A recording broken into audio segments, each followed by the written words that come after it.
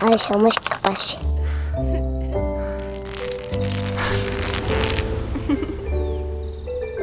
Hoy aprenderemos a sembrar maíz.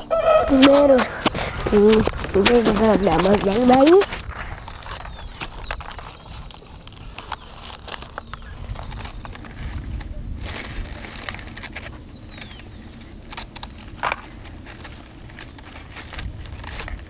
Para sembrar, veamos la luz.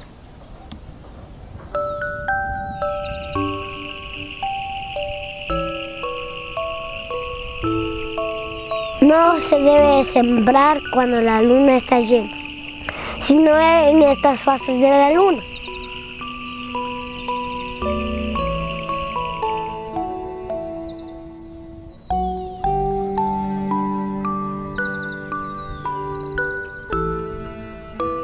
Pedimos a la madre tierra.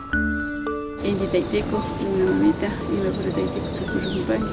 Alpa inis mamita kuchipanki, grami mamita también inti taytayku kakunachispa. Tukuy grami ukunata kuchishka kapani, sintayta Dios bendicishka kapani, wayra mamita. Shinallata fuya mamita fuyuwa, mayjamantapis también utapamushpa. Anta ukunata allibuta bendicishka kapani. Hacemos hueco en la tierra y ponemos los semillas.